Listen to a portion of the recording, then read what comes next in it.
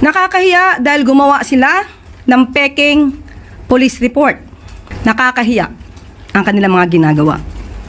Unang-una, si Mr. Paulo Tantoco ay hindi po kasama sa official entourage ni FL or ni First Lady ng unang ginang. Hi everyone, welcome to Marisol Templo Talks. This channel is all about real talk, current events, and everyday life, grounded in faith, family, and truth. Dito, open po tayong pag-usapan ang mga isyung may kabuluhan at makakatulong sa paghilom, pagbangon, at paglago natin sa totoong buhay. Hindi lang tayo nagbabalita, nagbubukas din tayo ng mata, ng isip, at ng puso. Ngayong araw, pag-uusapan natin itong mainit-init na isyu na kinasasangkutan ni First Lady Liza Marcos. May kumakalat kasi na fake police blotter na parang gusto siyang idamay sa pagkamatay ni Paulo Tantoco sa Amerika. Let's go deeper. Kasi hindi ito basta chismis lang eh. May mas malalim itong epekto. Okay, pwede na po tayong tumanggap ng inyong mga katanungan. Unang tanong po mula kay Ivy Reyes. Hi, Yusek. Good afternoon po. News of the late Paulo Tantoco's death revealed cocaine overdose and remains an open investigation. Since he's part of the First Lady's entourage, may we know if the First Lady will comment on this? And from the Malacanang po, the presidential sister released a statement. Senator Amy is calling for a comprehensive report from the palace to dispel further speculation. Nakakalungkot dahil yung mga pribadong tao na nagluluksa ay nadadamay sa pamumulitika. Ginagamit ng ibang mga obstructionists para masira ang First Lady, ang Pangulo at ang administrasyon na ito. Nakakahiya ang kanilang mga ginagawa. Unang-una, si Mr. Paulo Tantoco ay hindi po kasama sa official entourage ni FL or ni First Lady ng unang ginang. Okay, ayan po ha, malinaw, hindi kasama si Paulo Tantoco sa official entourage ni First Lady Liza Marcos. Malinaw po yan. Nakakahiya dahil gumawa sila ng peking police report. Naturingan journalist, mga dating spokespersons, hindi marunong mag-imbestiga ng sarili. Hindi sila nagiging journalist, kundi nagiging propagandista ng kanilang mga sinusulong na interes. Ang sinasabing police report na naipost sa Facebook ay isang malaking kasinungalingan. Kahit kayo po mismo ay maaaring mag-imbestiga sa nasabing lugar, sa Beverly Hills Police Department, para malaman nyo na yung nilagay sa Facebook na may guhit na color pink, kung di ako nagkakamali, ang parting yun ay dinagdag lamang. Nag-start ang mga salitang, and I quote, "and the cause of initially suspected to be drug overdose," up to the word Miro, yan po ay dinagdag lamang.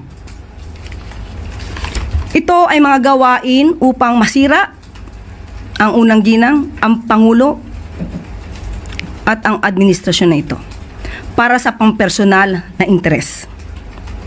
Tandaan po natin,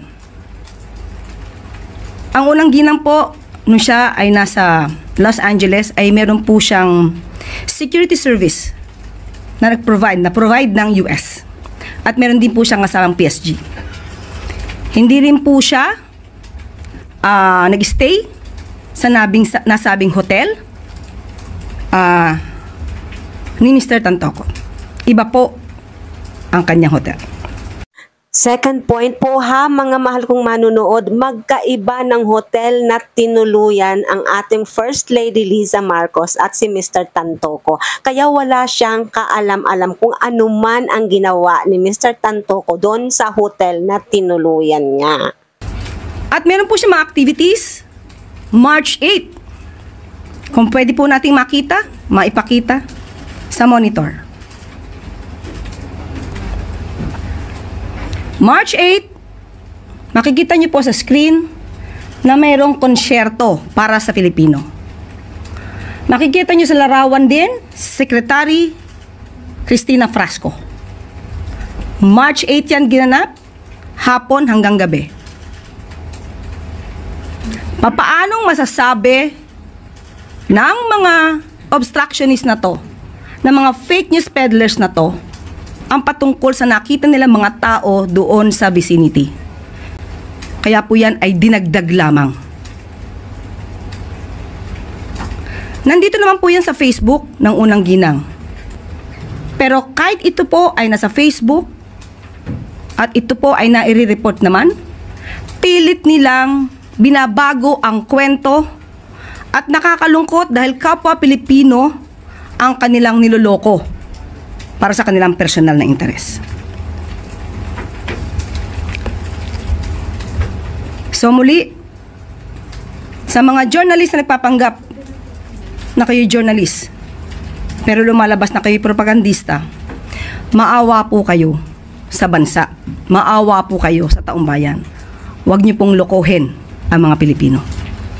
Mga mahal kong manunood, noong July 15 to 16, kumalat online ang isang police blotter galing daw sa Beverly Hills, California, na sinasabing kasama raw si First Lady Liza Marcos sa hotel kung saan namatay si Paulo Tantoco, isang negosyante sa fashion at retail industry. Pero ayon mismo sa Malacanang, fake ang dokumentong yon.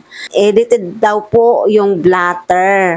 May mga pink highlights pa daw na idinagdag para magmukhang totoo. Kaya kung makikita nyo sa social media na parang totoo yan, huwag basta-basta maniniwala. In fact, ang sabi ng gobyerno, pwedeng makasuhan ng cyber libel ang nagpapakalat nito. So, ingat-ingat po tayo. Ano? Saka guys, may CCTV at schedule si First Lady. That day, nasa ibang lugar siya, may security at official itinerary pa. Hindi siya kasama ni Tantoco. Magkaiba sila ng hotel eh. So, paano mai-implicate dun si Liza Marcos, no? Si First Lady. Sa mga bago po sa aking channel, please don't forget to subscribe. Paki-like na rin po at paki-share. And na-appreciate ko po ito ng sobra.